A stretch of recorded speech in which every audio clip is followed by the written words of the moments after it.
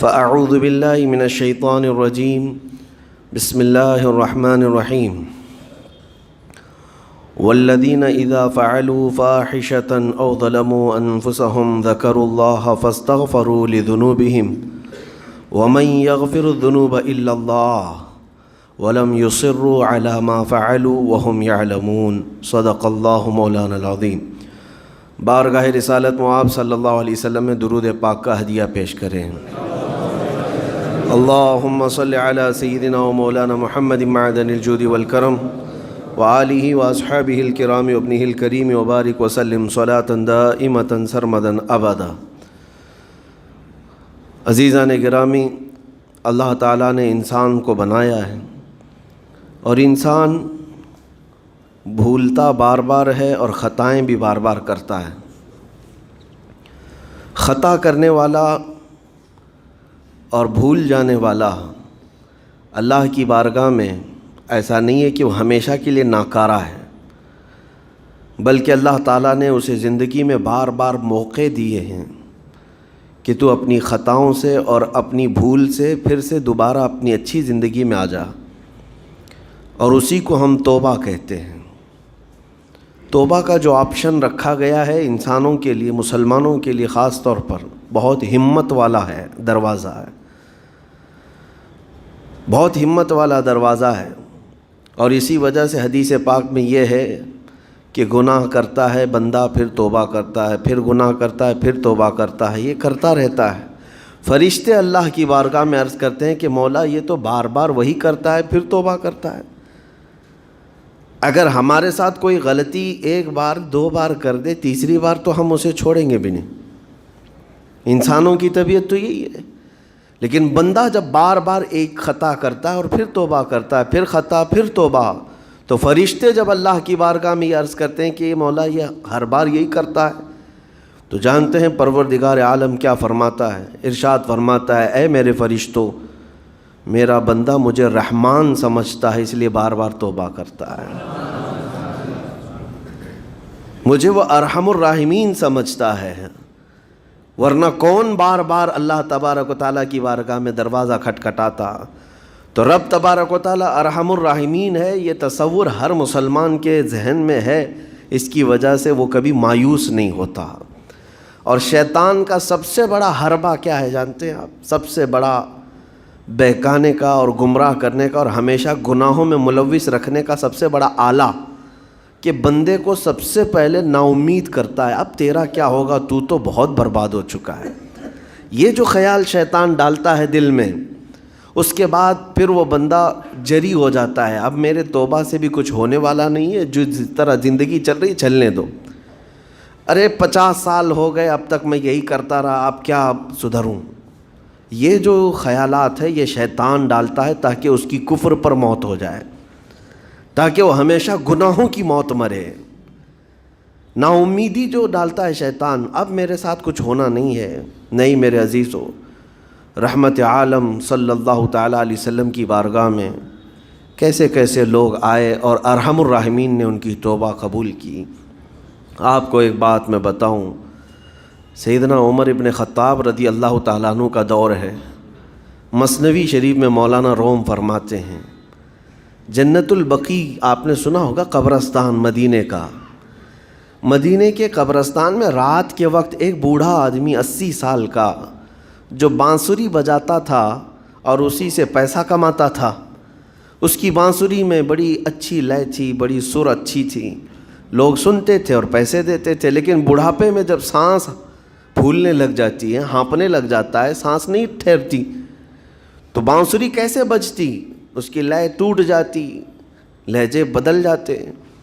بوڑھا آدمی، اب اس کی بانسری سننے کو کوئی آتا نہیں تھا اور پیسے ملتے نہیں تھے، تھک ہار کر کے وہ آیا، رات کا وقت تھا، جنت البقیع قبرستان میں، 80 سال کی عمر کا ہو گیا ہے، اس نے بانسری توڑ دی، کہا زندگی بھر جس چیز سے میں کماتا تھا اب میری سانسوں نے جواب دے دیا، جسم پھولنے لگا ہے، سانس زیادہ آنے لگ گئی ہے، اب میرا کھانا پینا کیسا چلے گا؟ خیر ارحم الراحمین ہوں تو تیرا ہی بندہ، میرے اہل و عیال نہیں، میرے رشتہ دار نہیں، مجھے اگر تو بھوکا مارنا ہے تو اسی قبرستان میں مار دے، یا اگر میری زندگی باقی ہے تو میرے رزق کا انتظام کر دے۔ وہ رو رہا تھا 80 سال کی عمر میں۔ جب بندہ لاچار و مجبور ہوتا ہے تو پروردگار کو ہی یاد کرتا ہے۔ جانتے ہیں عمر ابن خطاب رضی اللہ تعالیٰ عنہ امیر المومنین مسجد نبوی میں تھے اور ان کی آنکھ لگی تھی، خواب میں رسول پاک صلی اللہ تعالیٰ علیہ وسلم تشریف لائے۔ کہا عمر، اللہ کا حکم ہے جنت البقیع میں جاؤ، ایک بھوکا آدمی کھڑا ہے، اپنے گھر سے کھانا لے جاؤ اور اس کی ضرورت کا انتظام کرو۔ نیند کھلی تو آپ نے دیکھا اللہ کے حبیب صلی اللہ علیہ وسلم کی طرف سے حکم آیا اور رب ذوالجلال کا حکم ہے۔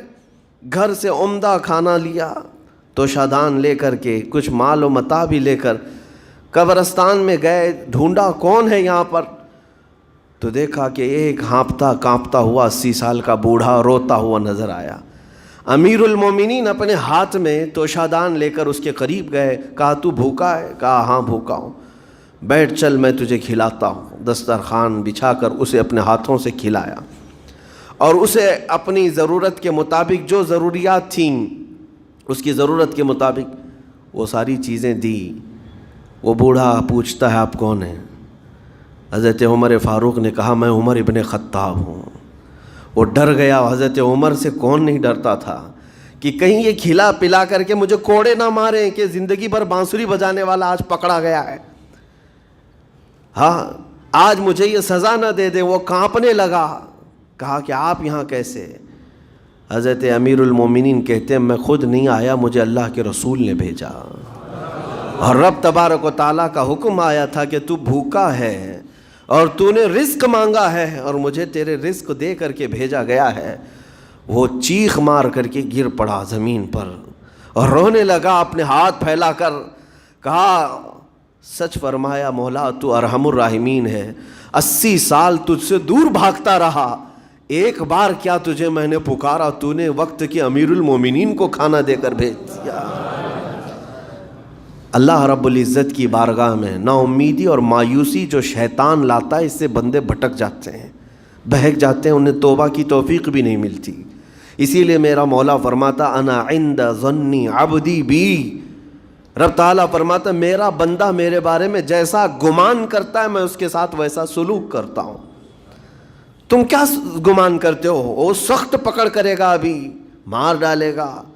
وہ غفار ہے، قہار ہے، جبار ہے، لیکن ساتھ میں وہ ستار بھی ہے، وہ رحمان بھی ہے، رحیم بھی ہے۔ اگر رب تبارک و تعالیٰ ہر چیز پر پکڑ کرتا تو ہمارا تو جینا ہی نہیں تھا، یہاں پر اتنے گناہ ہو چکے۔ اور وہ رب تعالیٰ فرماتا وسعت رحمتی کل شیء، میری رحمت نے ہر چیز کو گھیر رکھا ہے۔ اللہ رب العزت بندوں کو معاف کرنے کا اظہار زیادہ فرماتا ہے۔ اور جانتے ہیں آپ گناہ جب عام ہوتے ہیں، میں آپ کو اپنے گھر کی بات بتا دوں، میرے گھر میں آپ 4 دن کے مہمان بن کر کے آئے ہیں، کبھی میری کھڑکی توڑ رہے ہیں، کبھی دروازہ توڑ رہے ہیں، کبھی ہمارے گھر کے برتن پٹک رہے ہیں، کبھی فرشی اکھاڑ رہے ہیں، کب تک برداشت کروں گا؟ آپ کو نکال کر باہر کر دیں گے، یہ مہمان نہیں، یہ بلا ہو گئی، یہ گھر سارا اجاڑ رہا ہے۔ ایک چیز پر چھوڑ دیا جائے، 2 چیز پر چھوڑ دیا جائے، یہ انسانوں کی فطرت ہے، انسانوں کی فطرت۔ لیکن رب کائنات اپنی کائنات میں ہم بندوں کو اتارا ہے، ہم نے کیا نہیں بگاڑا، اپنے گناہوں سے اس کی زمین کو لال کر دیا، ہاں اس کی نافرمانی سے ہم نے اس کائنات کے رنگ کو بدل دیا۔ کھلے عام گناہ، ننگا پن، بے حیائی، عیاشی، سب کچھ ہوتا رہا۔ اس کی کائنات ہے، اس کی زمین ہے، اس کی سلطنت ہے۔ اور ان گناہوں کی وجہ سے جانتے ہیں آپ، سمندر اللہ کی بارگاہ میں عرض کرتا ہے کہ مولا تو مجھے اجازت دے دے، میں ایسی طغیانی لاؤں گا کہ یہ سب ہلاک ہو جائیں گے۔ ہوائیں اللہ سے اجازت مانگتی ہیں تو مجھے شدت دے دے، میں اتنا تیز اڑاؤں گی کہ ان کے پرخچے اڑ جائیں۔ لیکن جانتے ہو اللہ کی طرف سے جواب کیا آتا ہے؟ سمندر کو بھی رب تعالیٰ فرماتا ہے، ہواؤں کو بھی کہتا ہے رب تعالیٰ رک جاؤ، میں میرے بندوں کے انتظار میں ہوں۔ میرے بندوں کی توبہ کے انتظار میں ہوں کہ میرے بندے میرے پاس لوٹ آئیں گے۔ اسی لیے اللہ کے حبیب صلی اللہ تعالیٰ علیہ وسلم ارشاد فرماتے ہیں اللہ تعالیٰ کو سب سے زیادہ خوشی کس بات کی ہوتی ہے جانتے ہیں؟ رب تعالیٰ اپنے بندوں سے کب خوش ہوتا ہے؟ مثال دے کر کے میرے آقا نے فرمایا، مثال دے کر سمجھایا، صحرا میں، ڈیزرٹ میں ریتیلے میدان ہوتے ہیں، اس کا سفر بڑا ڈینجر ہوتا ہے۔ آج بھی ڈیزرٹ ہیں بہت سارے، سہارا ڈیزرٹ کا نام سنا ہوگا آپ نے۔ ہم گئے ہیں 200-250 کلومیٹر تک آپ چلتے رہو گاڑی، نہ ایک درخت نظر آتا ہے، نہ پہاڑ نظر آتا ہے، نہ گھر نظر آتا ہے، کچھ بھی نہیں۔ اس طرف میدان ریت کا اور آسمان لگا ہوا دکھتا ہے، ادھر بھی آسمان، تنہا ہم اکیلے نظر آتے رہتے ہیں۔ صحرا کا جو سفر ہوتا ہے بہت کٹھن ہوتا ہے۔ نبی پاک صلی اللہ تعالیٰ علیہ وسلم مثال دیتے ہوئے ارشاد فرماتے ایک بندہ اپنی اونٹنی لے کر، اس پہ ساز و سامان لے کر کھانے پینے کا صحرا کے سفر پر تھا، اور صحرا میں کھانا پانی بہت مقدار میں لی جاتی ہے کیونکہ کچھ ملتا نہیں، اور جلد سے جلد وہاں سے سفر گزار کر کے آنا۔ ایک بار اگر راستہ بھٹک گیا موت ہو جاتی، وہاں پہ راستہ ملے گا نہیں، جس طرف بھی جاؤ تو لگے گا سیدھا ہی چل رہا ہوں، ڈائریکشن ہی نہیں پتہ ہوتے صحرا میں۔ حضور پاک صلی اللہ علیہ وسلم فرماتے ہیں ایک بندہ صحرا کے سفر میں اپنی اونٹنی کے ساتھ ساز و سامان لے کر سفر پر تھا، بیچ راستے میں اسے نیند آئی، سویا، سو کر کے اٹھا تو دیکھا اس کی اونٹنی ساز و سامان کے ساتھ غائب ہے، صحرا میں، بیچ صحرا میں۔ اب جو سواری تھی وہ غائب ہے، کھانا پانی تھا وہ غائب ہے، کچھ نہیں ہے ساتھ میں۔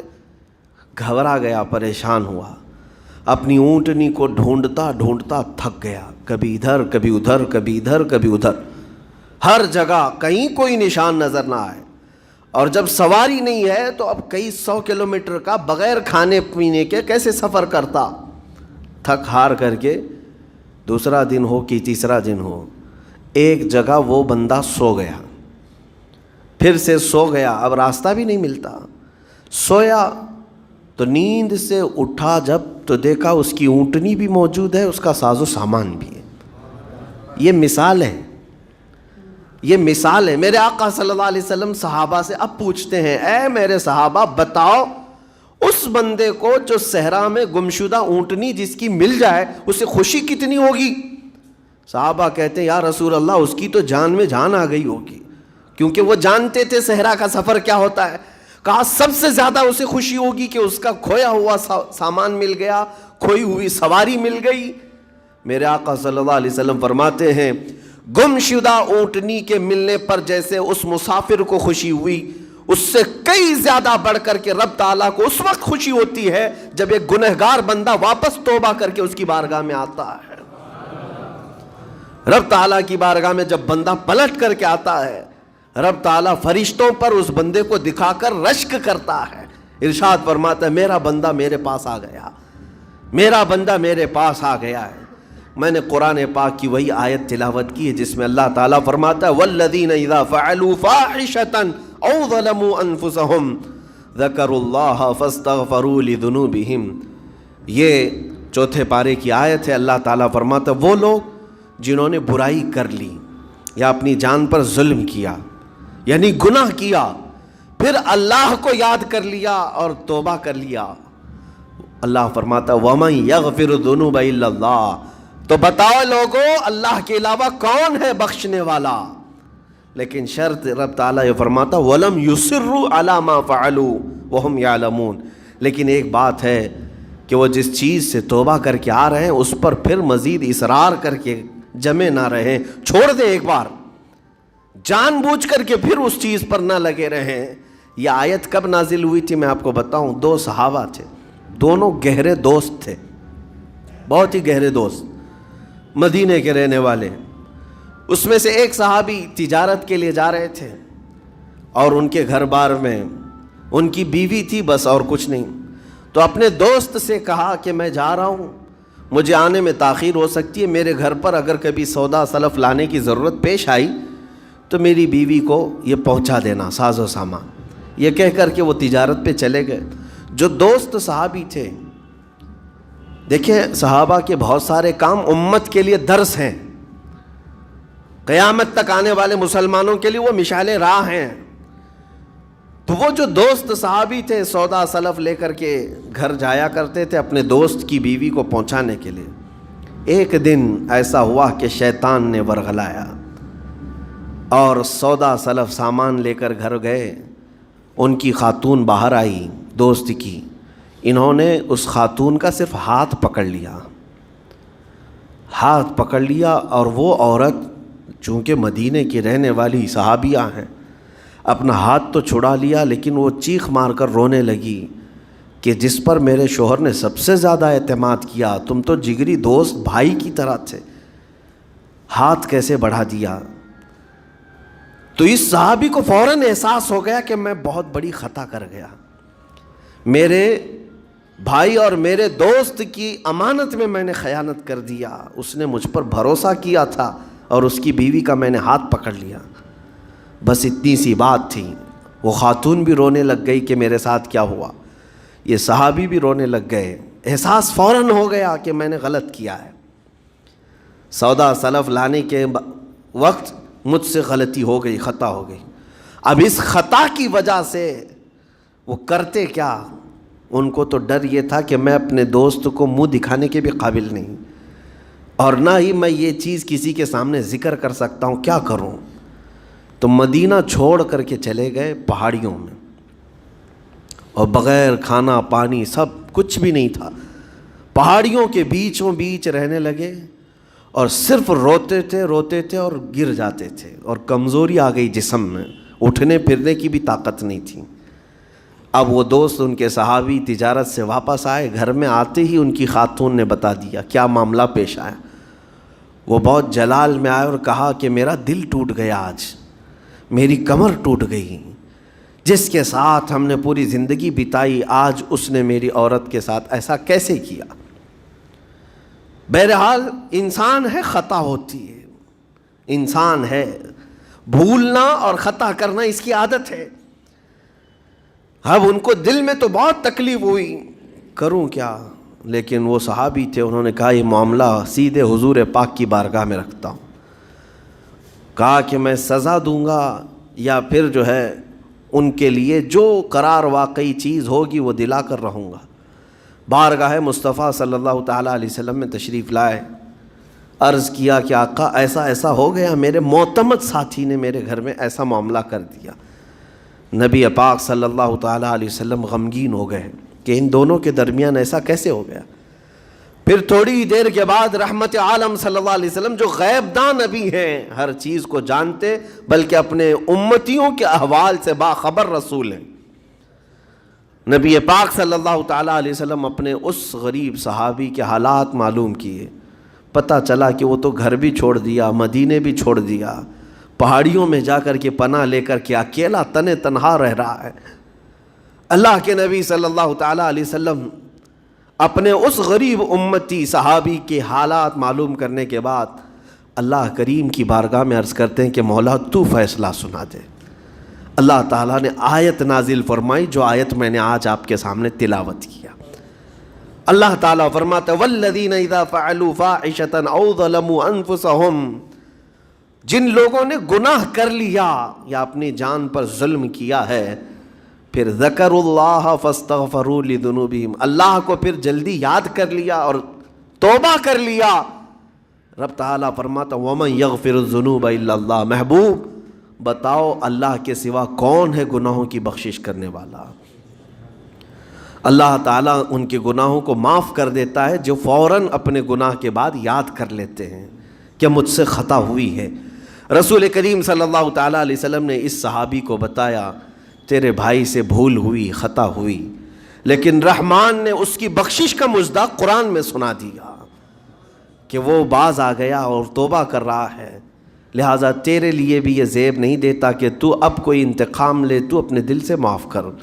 یہ صحابی تھے، اللہ کے نبی صلی اللہ علیہ وسلم کے پروردہ تھے، نفسانیت اور خواہشات کے نہیں۔ یہ فوراً گئے اور اپنے اس جگری دوست کو، اپنے اس بھائی کو ڈھونڈتے ہوئے پہاڑیوں کے بیچوں بیچ جا کر کے دیکھا، ان کی حالت بہت خستہ تھی، کمزور ہو گئے تھے، اور روتے روتے اتنا تھک گئے تھے، نہ کھانا ہے نہ پانی ہے، بس یہ کہ ان سے خطا کیا ہوئی تھی، اپنے دوست کی عورت کا ہاتھ پکڑ لیا تھا، بس میرے عزیزو اس سے بڑا نہیں۔ ہاتھ پکڑنے پر ان کو اس قدر احساس تھا کہ مدینہ چھوڑ دیے، لوگ یہاں پورے کے پورے گناہ میں ڈوب جاتے ہیں، زنا میں ڈوبتے ہیں، انہیں احساس تک نہیں۔ یہ صحابی گئے، اور جیسے ہی یہ گئے تو وہ ہوش میں آئے اور رونے لگے کہ میرا بھائی آ گیا اور اب شاید یہ انتقام لے گا، بدلہ لے گا، مجھے مار ڈالے گا، کیونکہ میں نے اس کا اعتماد توڑا، اس کا بھروسہ ختم کیا۔ لیکن یہ صحابی گئے اور ان کا ہاتھ پکڑا اور اپنے سینے سے لگایا، کہا کہ تو بھی ابن آدم ہے، میں بھی ابن آدم ہوں، انسان ہے، خطا ہو گئی، لیکن بشارت ہے تجھے کہ اللہ نے قرآن میں محبوب کی بارگاہ میں آیت اتاری، تیری بخشش کا پروانہ اتار دیا۔ وہ اس قدر خوش ہوئے کہ اس صحابی کو تھام لیا اور کہا میں تو مایوس ہو کر پورے گھر بار سب چھوڑ کر کے آیا تھا، لیکن میرا رحمان خدا بندوں کو کبھی چھوڑتا نہیں، کبھی اکیلا ہونے نہیں دیتا، وہ مایوس نہیں کرتا۔ میرے عزیزو، آج ہمارے پاس وقت ہے، جب ٹھوکر کھائیں تو فوراً احساس ہو جائے، جب غلطی ہو جائے۔ غلطیاں کس سے نہیں ہوتی؟ گناہ سب سے ہوتے ہیں، اور اسی لیے میرے آقا صلی اللہ علیہ وسلم ارشاد فرماتے ان بنی آدم خطاؤون وخیر الخطائین التوابون، آدم کی ساری اولاد خطا کرتی ہے، یعنی آدمی سب خطا کرتے ہیں، لیکن بہترین خطا کرنے والا وہ ہے جو خطا کرتے ہی توبہ کر لیتا ہے، توبہ کر لیتا ہے۔ کوئی رات تمہاری ایسی نہ ہو کہ بغیر توبہ کے سو جاؤ، کوئی صبح ایسی نہ ہو آپ کی جو اللہ تعالیٰ کی بارگاہ میں استغفار کر کے نہ شروع کرو۔ ہر دن توبہ کرو، ہر دن اللہ کریم کی بارگاہ میں استغفار کرو۔ اور قرآن کی ایک آیت میں آپ کو یہ بھی بتا دوں، 9ویں پارے سورہ انفال کی آیت ہے، اللہ تعالیٰ فرماتا ہے وَمَا كَانَ اللَّهُ لِيُعَذِّبَهُمْ وَأَنْتَ فِيهِمْ وَمَا كَانَ اللَّهُ مُعَذِّبَهُمْ وَهُمْ يَسْتَغْفِرُونَ۔ اللہ فرماتا ہے اس امت پر اللہ عذاب ویسا نازل نہیں کرے گا جیسے پہلی امتوں پر آتا تھا۔ اس کی وجہ یہ ہے، پہلی وجہ یہ ہے کہ ان کے بیچ میں میرا محبوب آرام کر رہا ہے، رسول پاک صلی اللہ علیہ وسلم۔ دوسری ایک وجہ رب تعالیٰ فرماتا ہے وَمَا كَانَ اللَّهُ مُعَذِّبَهُمْ وَهُمْ يَسْتَغْفِرُونَ، جب تک لوگ اللہ کی بارگاہ میں استغفار کرتے رہیں گے، استغفر اللہ ربی من کل ذنب واتوب الیہ، جب تک استغفار کرتے رہیں گے، اللہ فرماتا ہے اس قوم پر اللہ عذاب نہیں نازل کرتا۔ جب بندے چھوڑ دیتے ہیں، ارے جو کیا سب صحیح کر رہا ہوں، میرا کیا ہے، توبہ کرنا بھول گیا، استغفار کرنا بھول گیا، ان بندوں پر اللہ کا عذاب آتا ہے، اس قوم پر عذاب آتا ہے۔ اسی لیے میں کہتا ہوں میرے عزیزو، خطائیں سب سے ہیں، ہمارے دامن کے اندر کیا کیا ہے وہ ہمیں معلوم ہے، ہمارے پروردگار کو۔ بہت سارے راز ایسے ہیں جو اس نے چھپا رکھا ہے، بندوں کے اوپر پردہ ڈال رکھا ہے، اتنی باتیں کہ اگر وہ پردہ اٹھا دے تو لوگ رشتہ داروں کے سامنے بیٹھنے کے بھی قابل نہیں رہیں، ماں باپ دیکھ کر گھبرا جائیں گے اور اپنے گھر سے دور کر دیں، یا اگر باپ کی غلطیاں بیٹے کو پتہ چل جائے تو زندگی بھر اس کو باپ نہیں تسلیم کرے گا، وہ باپ نہیں مانے گا کہ اس کی اتنی بڑی بڑی خطائیں، لیکن وہ رحمان ہے، باپ کی عیب بیٹے سے چھپا رکھا ہے، بیٹے کے عیب ماں سے چھپا کر رکھا ہے، وہ پروردگار عالم نے پردہ رکھا ہے ہر ایک پر، لیکن اس کے باوجود بندوں کو یہ چاہیے کہ اس کی بارگاہ میں اکڑ دکھانے کی بجائے، غرور و گھمنڈ دکھانے کی بجائے، عاجزی کے ساتھ اسے رحمان تسلیم کر کے عرض کرتے رہے مولا میں خطا کار ہوں اور تو ستار و غفار ہے، بخش دے مولا تیرا نام غفار ہے، بخش دے مولا تیرا نام غفار ہے۔ اسی لیے میں عرض کرتا ہوں میرے عزیزو، رب تبارک و تعالیٰ ارحم الراحمین ہے، لیکن کچھ بندوں کو آج ایسا لگتا ہے کہ اب ہم جس زندگی میں جیسے چل رہے ہیں اب تک ہمارے ساتھ کچھ ہوا نہیں، اس کا مطلب ہے کہ ہم صحیح کر رہے ہیں، جو کر رہے ہیں ہم صحیح کر رہے ہیں۔ اس نے ڈھیل دے رکھی ہے، اس کا مطلب یہ نہیں کہ جو کر رہے ہیں صحیح کر رہے ہیں۔ کسی دن وہ گرفت کرنے پر آئے اور سب کے سامنے عیوب تمہارے برائیاں وہ آشکار کر دے، کھول دے، تو یہ سب سے بڑا عذاب ہے دنیا میں بھی سب سے بڑا عذاب ہے۔